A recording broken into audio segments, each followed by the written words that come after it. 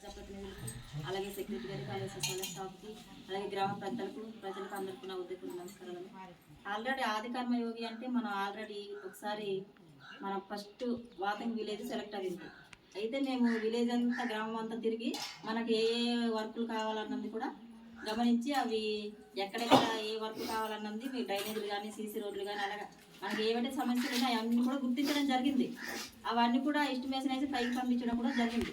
కానీ ఆ వర్కులు ఇప్పటికి వచ్చి కనీసం ఆఫీస్ కూడా ఆది కర్మయోగ ఆఫీస్ కూడా ఆ భవనం ప్లేస్ కూడా చూపించాం.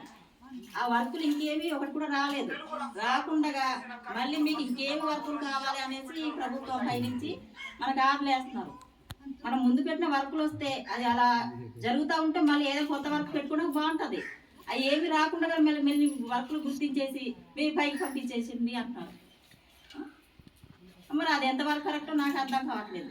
ఇప్పుడు ఏదైనా వర్క్ పెట్టాము, అది వచ్చి మనం వర్క్ స్టార్ట్ చేసి చేస్తూ ఉంటే ప్రజలకు కూడా కొద్దిగా బాగా వచ్చింది వర్క్, వాళ్ళకు కూడా ఒక అభిప్రాయం అనేది ఉంటుంది, అవగాహన ఉంటుంది.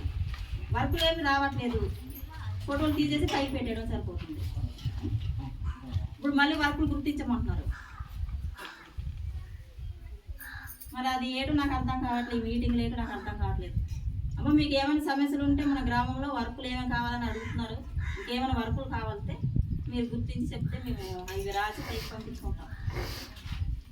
వర్కులు అయితే ఇప్పటికి వచ్చి ఒక వర్క్ రాలేదు, ఇప్పటి వరకు పంపించింది.